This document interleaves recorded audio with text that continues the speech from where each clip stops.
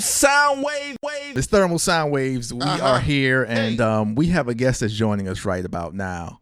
And I had an opportunity to meet him at a party that he was doing at his house, at his home. And I found out that he was a producer while I was there. I didn't notice at his home. Yeah, it was his birthday actually. So he was having a barbecue / birthday party. A barbecue / birthday party. So was the cake right? Barbecue ribs or something like that? No. It was a regular cake, but just everything else was like it a barbecue cake. No. It was just a straight cake, regular cake. But everything else about the function was a barbecue / party / There was a lot of slashes going on. It was a fun event, and being there, I saw the machine. You know, the equipment, the machine. Oh, so you was analyzing the house, the spot, like. Well, I saw equipment. And I'm like, hey. Yeah. Okay. You know, only certain people use these type of pieces of equipment. Okay, so I had to ask, you do production, and that's when the whole conversation began, and I found out that he was a producer and he did all of these other things. And joining us right now, we have Segnon. I don't want to mispronounce your last name, so I'm gonna let you. It's okay. You could just rock with Segnon. Okay. Cool. Okay. All right. That's my producer name too. So. Okay. Cool. So we'll keep it that way. That's my real name. We'll keep it that way. All Absolutely. Right, before we go further, what does that stand for? Segnon is it's Ghanaian. It's from Ghana. Okay. Yeah, it means beloved. Beloved. Yeah. Beautiful. Okay. Yeah. Absolutely. Because names mean things. Names mean a lot. A whole lot, which is why they were taken and changed. Exactly. They mean a whole lot. Yes, they do. C.Truth. But that's okay. Sorry. Shout out to Ghana. Yes, absolutely. Yeah. Always, big ups to my homie, my brother David Bidiako. You got people in Ghana? Yeah, man. Okay. Well, he's here, but I've known him like forever. Like we came up like through high school years and college and all that. So and he does music as well. But he's a real good brother of mine, man. Real good brother. So They ask me when I'm coming to Ghana. I'm like, yo, listen, you gotta go. You gotta go, man. Yeah, like it's beautiful. No, like seriously, like I'm going. Okay. I'm gonna go. I'm just trying to fit it in the itinerary of the year, and I'm like, make it happen. All right, we gotta find a way. It's 16 hours, right? It's you gotta take 2 flights. You gotta go through London, 7 hours, and then like another 8 hours, 15, 16 hours. No, that's fine. Yeah. But people drive that like from all the way up New York or going down south. So I mean, come on. Just watching like 3 movies. It's light work. Yeah, exactly. 3 movies. Yeah. Exactly. Just don't get that budget seat though. Don't take Spirit. Don't do that. Oh no. Wait, they got Spirit to Ghana? No. I was about to say that sounds crazy. Yeah. That sounds real crazy if they had that going on. $40 a round trip, but they charge you $500 for each bag. Seriously. Yeah, you be in the yoga pose like for the whole time. No, right. I seen people for like, not me. Lotus, 14 hours. Once I go over that pond, once I go over the ocean, I'm like, nah, I gotta get a real seat. Yeah. Going over the ocean, I need a real seat because that's when them flights is real. Yeah. Definitely. And also I got to big up Yvonne who actually made the introduction. I wouldn't have met you without Yvonne, making that introduction. So big ups to her for making that whole thing happen. Shout out to the Mitchell family also. They're big on Ghana. Okay. Now, Harriet and her sister. Production and music and all of these things. Yeah. Was that something that you always had with you, like intentions of doing, or growing up, did you always have a sense that you would get into music, or was it something that just progressed as things went along? It's funny. I've always been into music. I never thought I would really like dive into it, but I just naturally kind of gravitated towards it. Mm-hmm. And like when I graduated high school, for some reason my parents they just knew yo, let me give this dude an MPC. What school did you graduate? Wait. I graduated from. Hold up though. He said his parents gave him an MPC. Wait, your parents did what? Yeah, they gave me an MPC. That's my graduation. Time out. Parents gave him an MPC. Yeah. Let's dissect this. For one, what school? So I went to school in Long Island. I went to Catholic school, Chaminade. Okay. Yeah, Catholic school. I've heard of them. Yeah. I wouldn't Big on the even pronounce football. Yeah, yeah, they're really good at football. Yeah, big on the football tip. it. All right, which part of Long Island is that? It's in Nassau, like. Okay, Yeah, okay, it's in Nassau. Mineola, yeah. All right, now, usually when a child graduates Yep. or a child's going to school, parents want to give you something like either for a doctor, something that a tool that you can use to be a doctor, an attorney. I've never heard any parent give their child an MPC Yeah. come out of school, Yeah. especially when parents is like first generation or Oh, second yeah, generation. yeah. Like, it's like unheard of. Like they're not even hearing that. What? Yeah. If it's not for school, you're not getting none of that. Like, so Yeah. that means they saw they got out that box that most people end up conditioned to become in. Like, I don't want to hear nothing else. You got to be doctor, lawyer. That's it. So you got out that box, and we're going to give you something for your passion and your love, and that's beautiful. Yeah, I mean, I think that, I think part of it was, you know what, I can tell that this is the direction he wants to go in, even though it's not necessarily the direction I want him to go in, because my mom wanted me to go to law school. Straight up, see, you know what I mean? there you go. Right. Yeah, she wanted me to go to law school, but, I think she was wise. I think she just knew, I can't really fight this.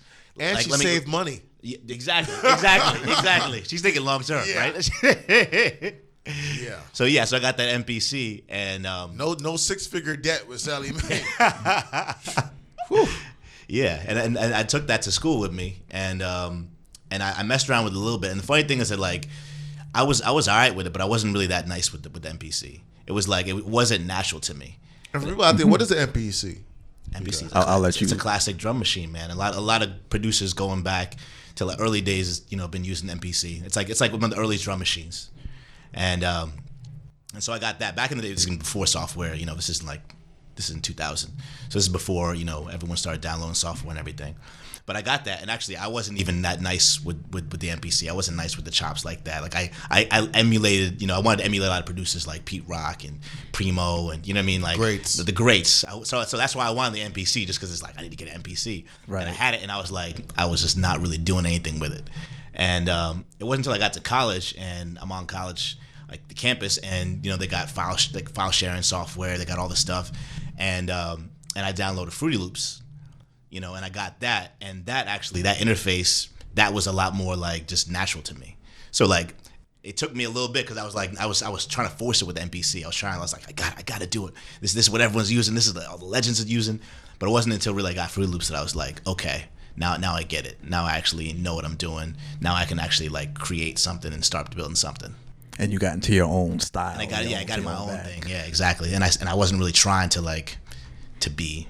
Be Primo, Right. Be Right. And that's what it takes sometimes. You start off, copying or let me try how they're doing it, Yeah. and then you develop your own skills. Exactly. As things go along.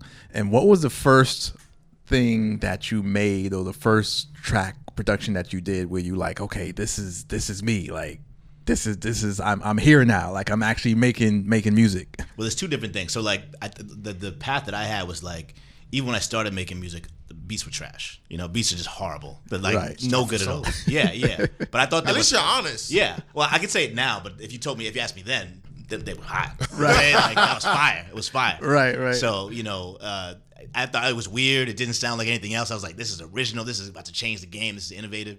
I had no idea what I was doing. Right. So it wasn't until then I started downloading sounds that sounded like everybody else. I started doing let me get some Neptunes drums. Let me get, you know what I mean? Exactly. All that sound like the early Neptunes, when they were doing that Super Thug, Right. that sound, that dun-dun-dun-dun-dun, that kind of, I was doing that, and it wasn't until I stepped out of that, download my own drums, started EQing my own stuff, using my own instruments, and played something for some people, and they were like, yo, this actually sounds like it could be something, you know what I mean? And then people on campus actually were like, yo, can I hop on that? You know what I mean? I want to rap on that. Okay. Once people started wanting to actually rap on tracks, Right. so I was like, okay, this could actually be something that's all right, Gotcha. Yeah. And what was that like how often or how early in the morning were people like trying to come by and just like hit you up like all the time? Like, oh yeah, so I had a spot in on campus that had like, we had this huge red light in my dorm, and we had this window that was like, and it opened up in the top of the roof. And so in the red light district. Exactly. And you could see it from the street. So people saw the red light. They're like, oh, so they just called the spot the Red Room. They're like, oh, that's the Red Room. That's where he's making those joints. And what campus was this? This is at Amherst College in Massachusetts, Western Mass. Yeah, small school. And people just, whenever they saw the red light, that was like their cue, and people just rolled through. You know what I mean? Like, it was like, all right, the red light's on. Right. We could just come by. So people just started coming by whenever. Gotcha. I'd be cooking something up, and people would hop on. People would freestyle. You know what I mean? But even then, we weren't even like recording anything. It was just like, let me get this. You know what I mean? Because it wasn't what like it is now, where it's like, it's a lot easier to just get in there and start like recording and making joints. If you get the software, we had free loops, but recording was a little bit more tricky. It wasn't until like years later that like, it became a lot easier. People got mics, USB mics. We got a little, in the beginning it was just fun, just freestyling. You know what I mean? Right. Yeah. Did those sessions or anything lead to shows like on campus and stuff like that, and productions on campus? Funny thing is, like, it didn't lead to like any of the artists that I work with, anything with them. But I actually kind of got a little bit into like rhyming for a little bit. Oh, so you got in front of I got in front of the mic just because like I was doing it, and I had the beats, and like, and I would freestyle a little bit back then, and we had a little group that we put together. There was a couple of musicians on campus, and the crazy thing that bugged me out is that like I had some beats, and we had this little band. We had like a keyboardist, we had a bassist, we had a drummer, and this other MC. And one day I sent them a bunch of beats, and we were mainly doing just like covers of records, like covers of like New York State of Mind, and just like classic records. And I sent them some beats I had, and I showed up to like rehearse because we would play at parties and stuff like that. And they were playing one of my beats, like that I just messed around on the free loops, and they played with live instruments, and I was like, "Yo, this sounds so much crazier with that live bass, those live drums. This is crazy." Right. And so we started just doing shows on campus, and eventually, like, they had this contest for like who could open up for the spring concert, and we applied thinking like we weren't gonna win because they had like Amherst College is like known for its acapella groups. They have like 1 million acapella groups, and they're all like over the top. They have these dance routines. They do all this like, they're like over the top acapella. You know what I mean? Like, so we submitted like thinking like, all right, well, they're gonna give it to this group. They've been around for forever, and we won. And so we got to open up for Talib Kweli and Common. And oh wow, yeah, nice. It was pretty crazy at like a big spring festival. So yeah. Back then, I didn't really like. I wrote a little bit, but I didn't really write. Right. So I would mainly like we would just like get on stage and I would like come up with stuff off the top a little bit. You know what I mean? Right. This is back in my rhyming days. Gotcha. I don't do it anymore, but you know what I mean. But yeah. How receptive were they to you in that space that during that show, like Talib and Common? And they were crazy receptive. This is back in like, man, this is the era where like Kweli had dropped Get By. Okay, like still early. Oh, wow. Yeah, it was back then.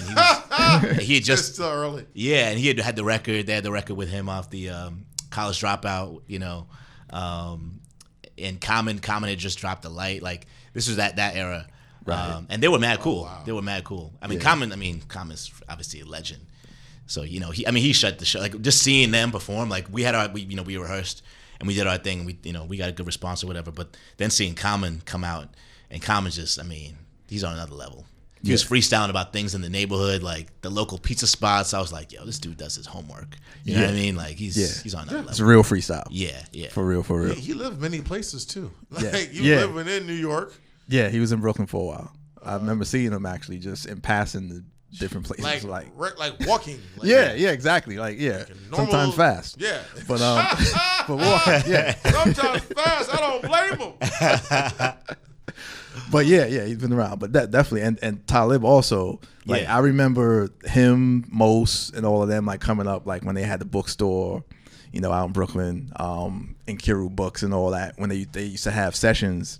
I think it was Fridays or Saturdays. I forget which days it was, but it used to be just open sessions. Okay. So they would just start it off freestyling, and then whoever would just come through and just start just kicking rhymes and stuff like that. That's how it always So does. yeah, so all of that kind of thing, all those particular events and whatnot, grow and become what it is. And like for you, like doing things with the band and all of that, like it got into you doing stuff for Skyzoo and people like that. And so it's like I started out doing that, and I just enjoyed like the reaction from the crowd and like actually putting out material that people could hear and things like that.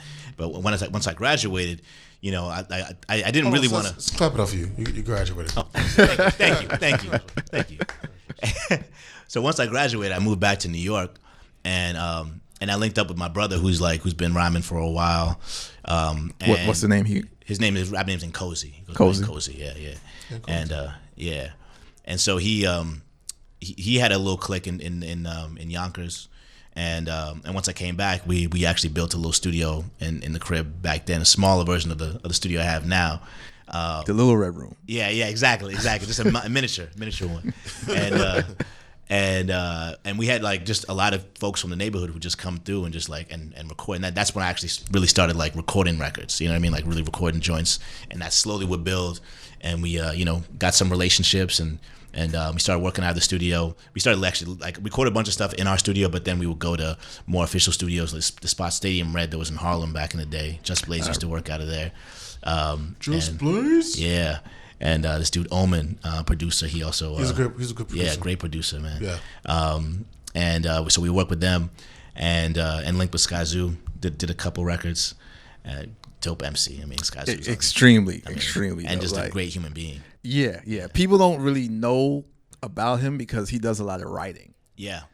Behind the scenes, he does a lot of writing for people, so people don't really know about him. But if you've ever heard any of his materials, crazy. Yeah. He's on another level. Absolutely. So slowly building. Just slowly started building, and then. So now at that point, getting the MPC and all that. Well, what does your mom say after she starts to see all of these things start happening now? Like, what does she think, or what does she say? I mean, she saw that something was happening. She's African mom, you know what I'm saying? So she's still like, yo, when you gonna go to law school? Right. Like this is cool, but like, what's up with that law school though? Right. Yeah, it's just how it is. Yeah, I mean. Today still. And forever. You know I mean? It will always. Oh yeah. Until you do it. Yeah, exactly. You can become so successful. You can become the most billionaire person out here. Still, you plan on still going? Yeah. It's like, you not see what's going on over here? But that's just how they are. I know. Yeah. I know. So yeah. She. They mean out of love, by the way. So shout out to the parents. We know you mean out of love. Yes. But that's parents. Yeah. You know, everybody knows that. That's how they get that. It's funny. That's a stereotype. That's real. Yeah, absolutely. It's Thermal Sound Waves, the natural alternative to fast food radio. We hear C.Truth, Kev Lawrence, Segnon. We chopping it up, talking about producing and the journey and all things that leads to bigger things, once you plant that seed early. And you never know where things can lead or what they can become. But a lot of times it's something great. So if you do have a passion for something, just keep at it, keep doing it, and keep plugging away, regardless of what people say. You work with a woman by the name of Latasha Alcindor, right? Yeah. Is she related to Kareem Abdul-Jabbar? No. She's not related to Luce Alcindor. No. Okay. Just had to ask. She's super dope though. Super dope MC. She's from Brooklyn. She actually just moved out to LA. Just dope. Just one of the dopest MCs. She's actually like, even calling her MC is like, it's kind of limiting. She's just a dope creative artist. Right. Like I've never seen. She might be the most talented performer I've ever seen live. Like she's just incredible. I have to check her out. I wasn't familiar until I saw that you were working with her. So I'm like, who that? What does she really do? Yeah, so she's doing big things. She just got a sponsorship deal with Tic Tac. So she just put out a little promo for them. Okay. So shout out to her for that. That was a big look. But yeah, she's dope ass artist. I mean, Tic Tac for the breath control. Yeah. Oh, that's nice. Yeah. And how did you link up with her?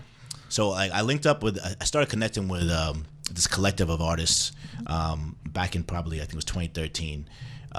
First I met this kid, Lafayette Stokely. So one of my boys actually created this app. He created this app that teaches people how to freestyle. And me and him came up with a few different ideas for apps. I'm sure everybody comes up with an idea for a dope app, like, oh, well, let's come up with this.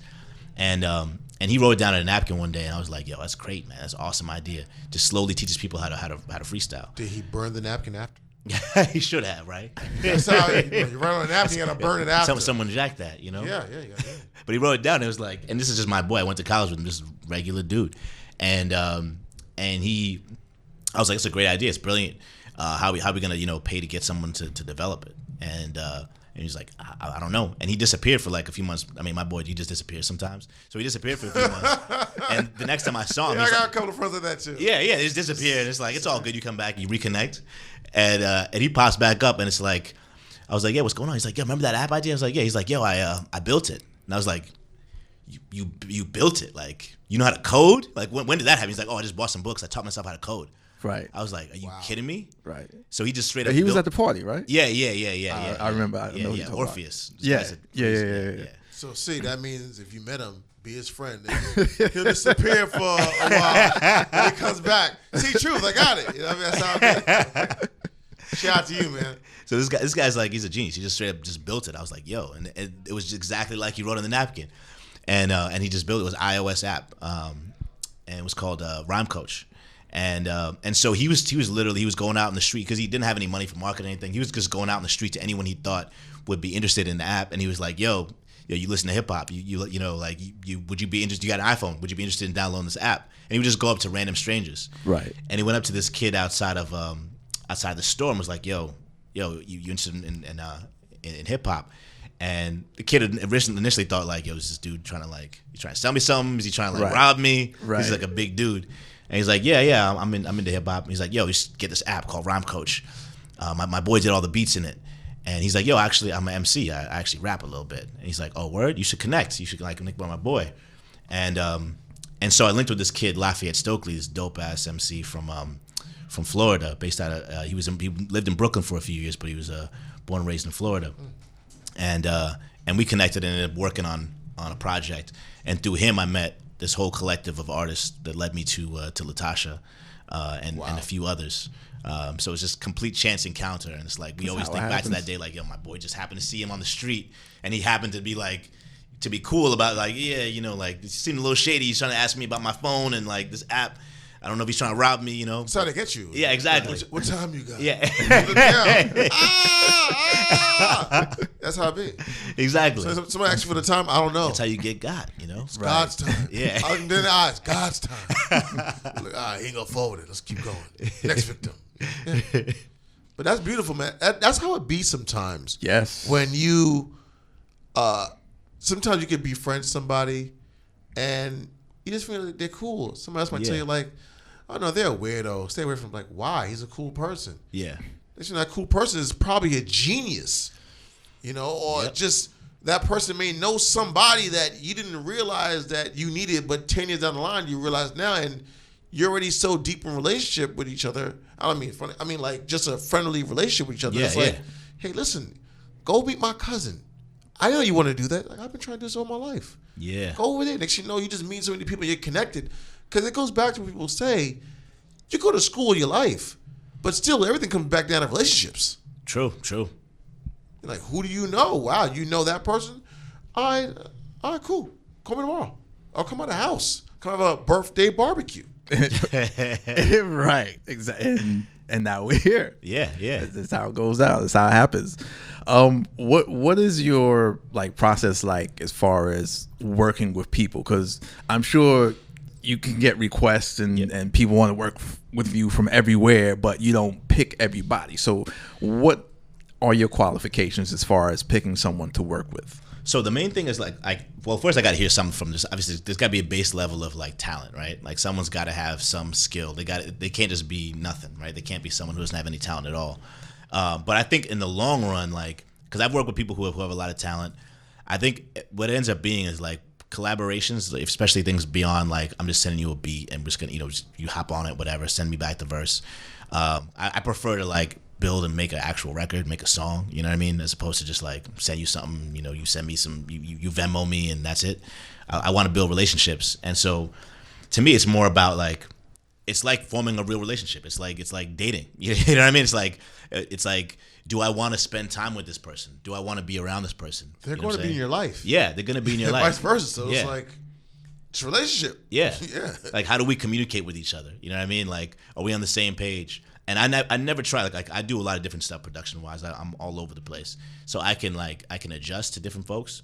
But I have to have a sense, like we both have to have a sense that like of where we're going. You know what I mean? Like what is the direction? What's the sound? Like what are you trying to say? What are you trying to do? Like, and if I can't translate it, like I'm not gonna force it. You know what I mean? Like there's some artists who've reached out who are super dope and whatever they're trying to put out there, I just can't. It's not working for whatever reason. Right. We get along fine, but it's just not translating. Right. It's like sometimes you can't force it. Are there subject matters or things that artists may be into or may be speaking about, talking about, or what have you, singing about, or whatever, that you're just not going to be with that under any particular circumstance? Like nah, I mean, it's cool, it's creative and all that, but I can't really get with that. I don't think so. I mean, I think that I wouldn't have like criteria in terms of like these are subjects I wouldn't touch. To me, it's really all about the approach. You know what I mean? Like there's a lot of great comedians who will like figure out a way to like make jokes about things that are entirely inappropriate to joke about, but they do it in a way that's like, oh, okay, you found the way to make that joke funny, to make that subject funny. Like, you know what I mean? Like there's a way to tell a joke about the Holocaust that's funny. You know what I mean? And it's a sensitive subject. It's like it takes a lot of maneuvering to be able to make that funny and to not, offend people, to have a lot of people go, oh, that was funny though. You know what I mean? Like, so I think that if you can find a way to approach a subject and tackle it in a way that's like interesting and hitting it from an angle that's just like, okay, shit. So I don't think anything is off limits as far as subject matter. But right. But it's all in the approach. You know what I mean? If you're just gonna say something just to be controversial, just to like say something dumb, like, then no. You know what I mean? To me, It's more about like, do I respect the intellect of this artist? Where they're coming from, what they're trying to say with it. Okay, then let's go for it. You know what I mean? Because I think you should be allowed to say and do whatever. Right. Has there been any particular circumstance or artist or just particular situations, musically, creatively, or what have you, that has stretched your creative process where it's wow, like, yeah, I put an album out last year. It was a pop rock album. You know what I mean? Like it's like straight up pop rock. I got some blues on there. I have like some like it's like you yourself or I produced. I'm not singing on it. Okay, I do actually rap on one. Who's the artist track. on it? The artist is Chris Saunders. Chris Saunders. Yeah, okay. yeah. Also live instruments too. Yeah, live instruments. Yeah. So you say you're rapping on one of them? I'm featured on one track. Okay, what track is that? It's the first track. The album's called Liquid Therapy. Okay. And the title cut Liquid Therapy. Yeah. What kind of therapy you talking about? What kind of liquid you talking about? my man Chris Saunders likes a beverage. So yeah, that liquid therapy, Okay. Yeah, watch organs with that. Now, with you doing this music, for C.Truth knows of you. You're on Thermal Sound Means Radio, Track Life Radio, WLGK. Let's say you go somewhere. How can somebody look at you and be like, yeah, you're that dope producer?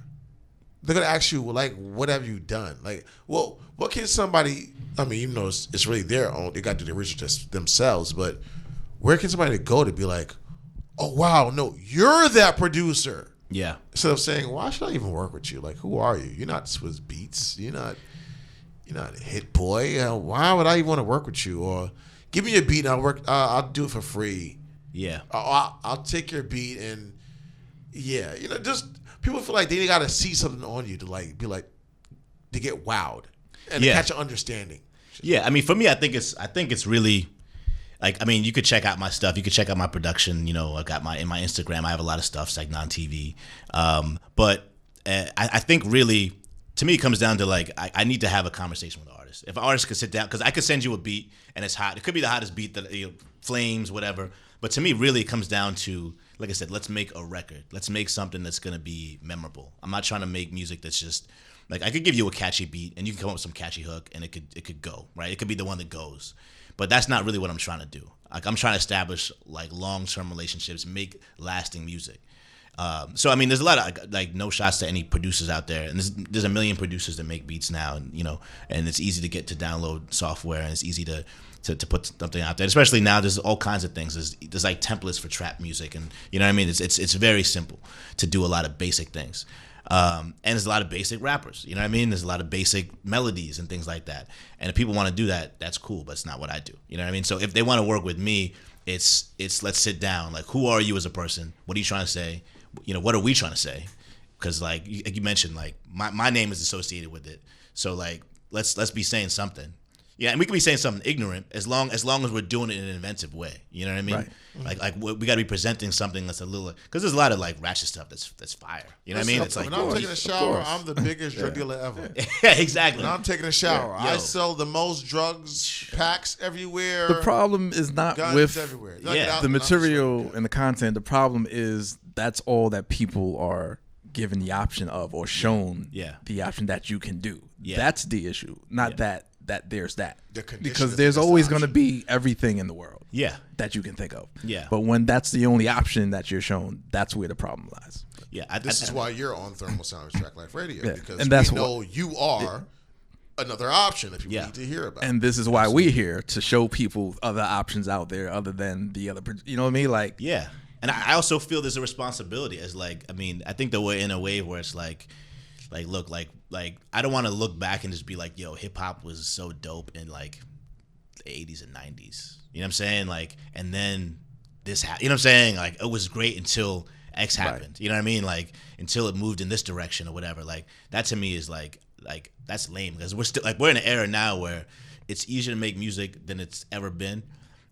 It's more access to producers, like through social media, through you can find all these different folks.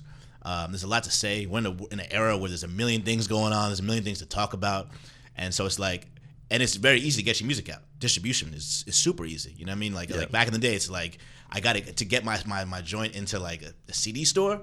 You know what I mean? Like, please listen to my demo. Yeah. Right. Please listen to my demo. Now it's like I could record something tonight, put it on iTunes. It's there tomorrow. By the morning. You know what I'm saying? It's there, and so that does lead to like a saturation of like oversaturation of a lot of garbage. But to me, I'm like, yo, what is this era about? And when I work with artists, I'm like, what do you want? What do you want to say? What like we're in a period where I feel like you could really make an imprint. You could really like have a lasting impression on the next generation. And we're just gonna say, young town is just whack. It's just mumble rap, which is it's false. Just whatever. Because for me, it's all about the discovery. Yeah. How willing are you to discover something else that's not in those options that you're being shown? Because there's a lot out here. Yeah. That great, phenomenal, like talented, like all over the place that you can find, and we find some of them here. So it's like, how committed are you to taking that extra step to find something that's not just so easy for you to just be force fed? Yeah, I mean, someone could argue that this is the best era for hip hop ever. You could argue that. Yeah, like back in the day, people used to dig. People used to dig in the crates and find records. That's like, my point. Now you got to dig through stuff. You got to dig through a lot more. You know what I'm saying? Like on streaming, rather than getting the same 7 that's on everywhere else, you got to dig. You got to dig. So people could, so not to control C.Truth, I apologize. But when people keep saying, I can't stand that radio station, I'm like, well then go and dig. Yeah. Like you have the ability to go and dig and go find, search, and you will find. And the day when C.Truth be searching for stuff, like, Kev, I got another track. I got some tracks too, C.Truth, and it's like, wow, where'd you find that? Digging. Yeah. Yeah. Same thing. Digging. Yeah. And it's just beautiful. It's not different. People always, it's not different. It's the same. Like you said, you used to dig in the crates back then. Now you have to dig in different ways. It's not crates. It's different technology, but you're still digging. Yeah. It's still the same process. Yeah. But people tend to get that twisted and don't understand that it's still the same process. So they don't take the initiative and go on doing the work to go search. Right. They rather somebody giving them the same 7. Yeah. And then complain to the person, give it to them, but you keep looking at them as your source. Yeah. They give it to you. Yeah. It does require a little bit more work now, because I think that there were fewer outlets, and there were magazines. There were certain places that were saying this, putting their stamp on things, and now there's a lot more. Right. So you as a listener, you have to do a little bit more work. Exactly. But when you find it, I think it's more rewarding. It certainly is. When you stumble, you're like, oh wow, who's this? Absolutely. Absolutely. It's Thermal Sound Waves, a natural alternative to fast food radio, Track Life Radio, WLGK. We here with Segnon, the producer, MC sometimes, here on the program, discussing the journey.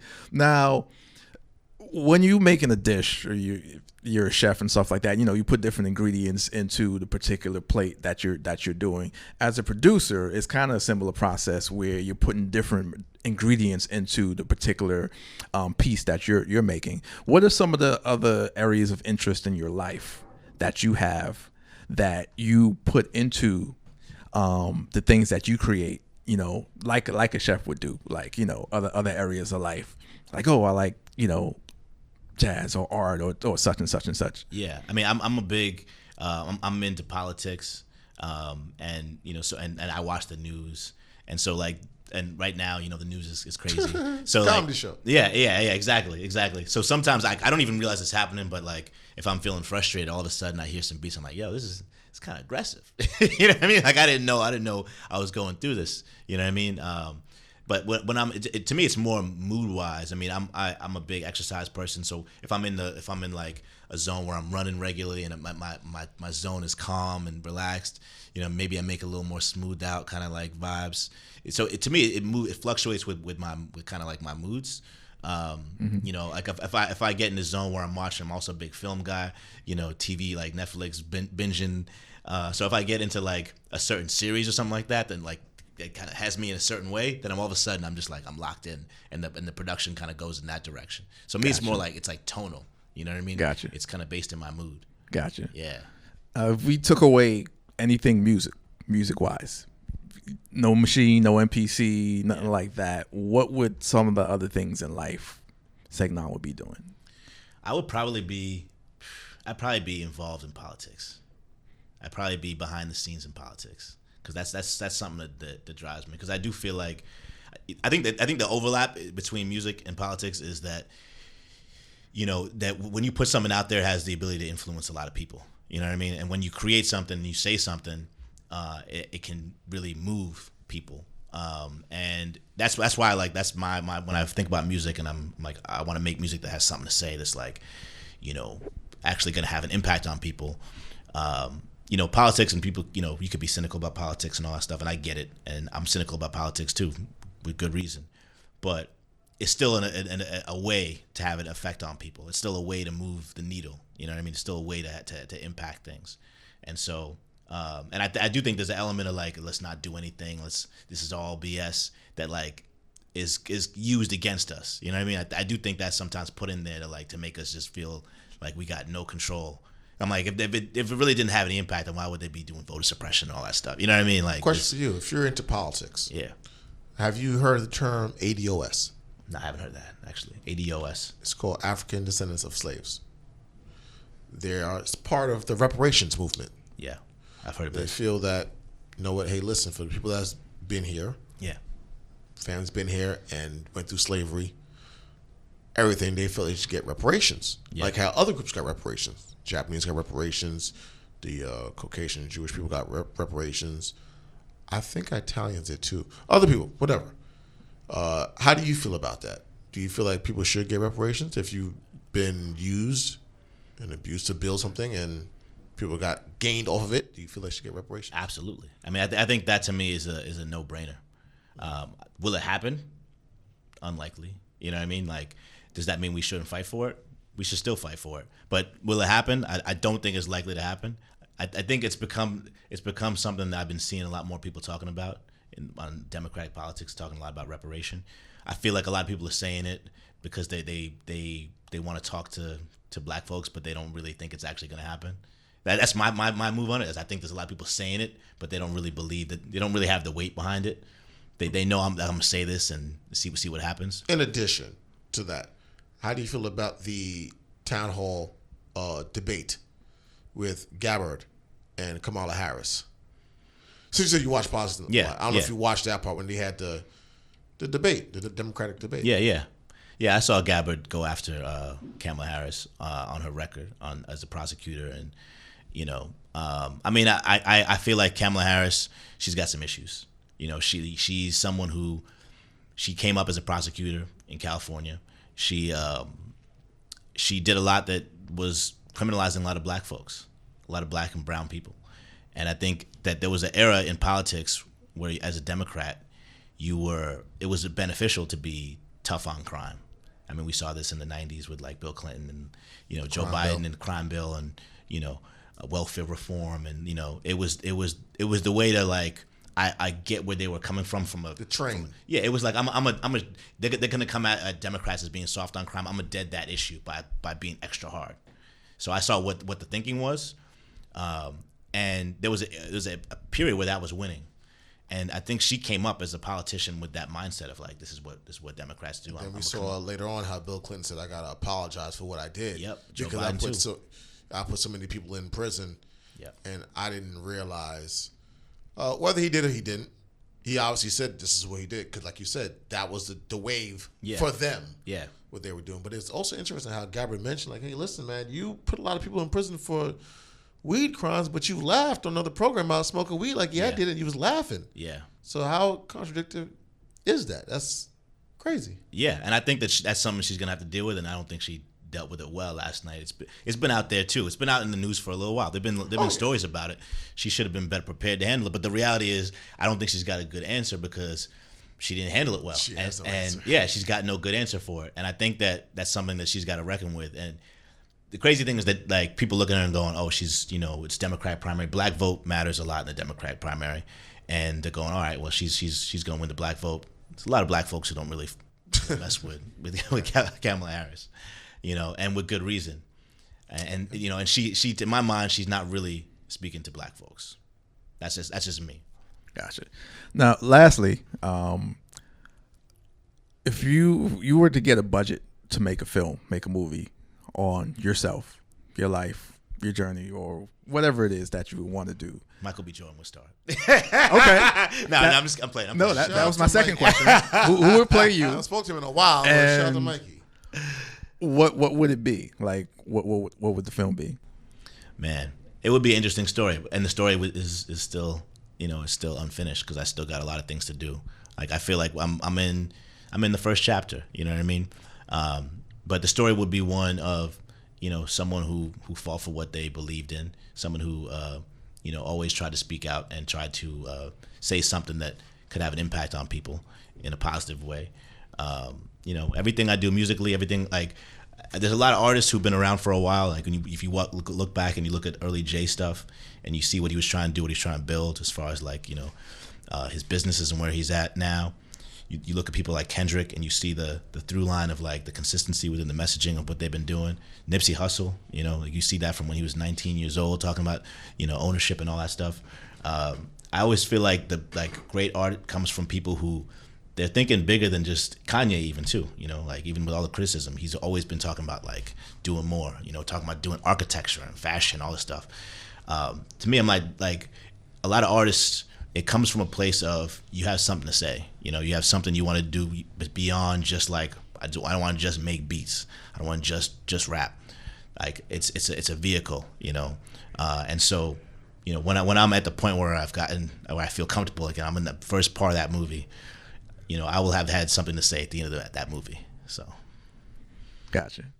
Segnon, ladies and gentlemen, right here, Thermal Sound Waves. Yeah. Where can people find more of the things that you're doing, your music, and get in contact with you if they want you to produce something or even maybe score their film? Yeah. They can find me on Instagram, Segnon TV. If they want to look for the music I've done, they should definitely check out Lafayette Stokely. Check out Chris Saunders' album, Liquid Therapy, Life as We Know It by Lafayette Stokely. And yeah, just hit me up on Instagram, Segnon TV. Do you also work with other producers too? Yeah, I co-produce a little bit with some other producers every now and again. Yeah.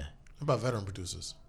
Not yet. I've me and Illmind we're supposed to do something, but still waiting to hear what's gonna happen with that track. I'm gonna say the truth. I'm gonna talk to producer Charlemagne, the real Charlemagne. I'm gonna talk to him. Okay. About you. He produced for people like Jay-Z, okay, Kelly, and Natural Elements, and a whole lot of people as well too. That's what's up. Definitely. Well, thank you for being on the program, taking time out to come through and whatnot. It was great learning about all the things that you've done and been doing, and definitely looking forward to seeing what comes next. Out of the Segnon chapter. Thank you, and I appreciate being here. Absolutely. It's Thermal Sound Waves, the natural alternative to fast food radio. Thermal Sound Wave.